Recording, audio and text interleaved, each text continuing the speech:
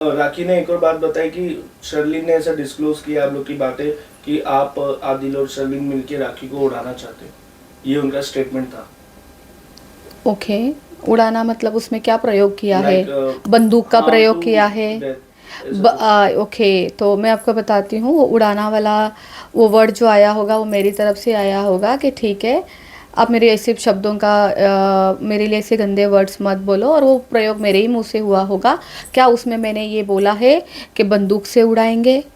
क्या मैंने उसमें बोला है बॉम्ब से उड़ाएंगे? क्या मैंने उसमें ये बोला है गाड़ी में बिठा के धक्का दे देंगे? हाँ, यही बोला था शायद, उस राखी कल ऐसे बोल रही थी। क्या उस ऑडियो में ऐसी किसी भी चीज़ों का प्रयोग हुआ है? आप लोगों को मुद्दे बनाने हैं, आप ज़रूर बनाइए। अब हमें काम भी करना है, मैं यही करना चाहती हूँ, यही करती रहूँगी तो काम कब करूँगी? बहुत आगे जाना है, बहुत और ब्रांच ओपन करने हैं, मुझे खुद की अपने स्टूडेंट एकेडमी ओपन करनी है, मुझे बहुत काम करना है।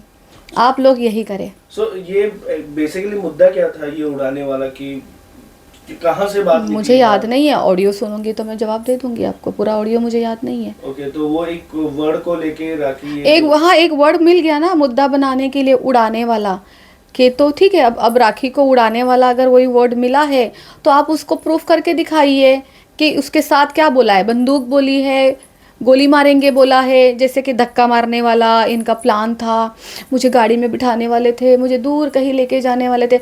अरे वो मैडम जी, क्या बोलूँ आपको मैं, झूठी मैडम जी, अपना ज़रा स्टोरी या कम बनाइए, रियलिटी में आइए। ये जो स्क्रिप्ट बनाते हो ना आप घर पे बैठ के, आपकी फ्लॉप स्क्रिप्ट है, इसलिए तो क्या ही बोलूँ, किसी के प्रोफेशन में जाना नहीं चाहिए। अच्छा, अपनी दोस्ती के बारे में क्या कहना चाहोगे जो 8 साल पुरानी दोस्ती थी, क्योंकि राखी कल इस बात को लेके भी काफी नाराज थी, लेकिन नाराज नहीं, काफी अपसेट थी अपनी ये बात को लेके कि हम दोनों काफी अच्छे दोस्त थे और आदिल ने छीन लिया हमारी दोस्ती खराब कोई कर दी। किसी की दोस्ती नहीं छीनता है, हमारे रिश्ते हमें खुद को मजबूत करने होते हैं। तुम्हारे राखी की तरफ से रिश्ता ही इतना कमज़ोर था, मेरी तरफ से दोस्ती थी, ऐसा अच्छा फेविकॉल वाला बॉन्ड था, और उनकी तरफ से वो यूज़ एंड थ्रो वाला जो माइंड था, वो जो ऑलवेज़ मुझे प्रॉब्लम देता था, मुझे हर्ट करता था। उनको लगता था ये तो मेरी मैनेजर है, ये तो मैं कुछ भी कर सकती हूँ इसके साथ, जैसे जैसे चाहे मैं इसके साथ बात कर सकती हूँ। तो नहीं, मेरी भी सेल्फ रिस्पेक्ट है, मैं अपनी सेल्फ रिस्पेक्ट के लिए इसमें से बाहर निकली हूँ राखी मैडम। कोई किसी को नहीं तोड़ता है, कोई किसी किसी के रिश्ते तोड़ना इतना आसान नहीं है। आप ब्लेम करना बंद करिए, आप कोई बेबी नहीं हो। 50 साल के ऊपर की एज है आपकी, एज के हिसाब से तो रहिए कम से कम। ये भी कह रही थी राखी कि मेरी माँ नहीं है, बाप नहीं है, एक मेरी अच्छी दोस्त थी जो हर वक्त मेरे साथ खड़ी रही थी, क्योंकि वो खड़ी रहती इसलिए मैं आज बोल रही हूँ, मैं मुकरूंगी नहीं, वो खड़ी रहती, लेकिन आज वो नहीं है तो उस बात का सबसे ज्यादा दुख भी है। बिल्कुल लावारिस फील करती होगी, मैं ही तो थी अकेली, तभी तो उसने मुझे मैनेजर घोषित किया ना। आपको मुझे मैनेजर बोलने की ज़रूरत ही क्या थी लोगों के सामने?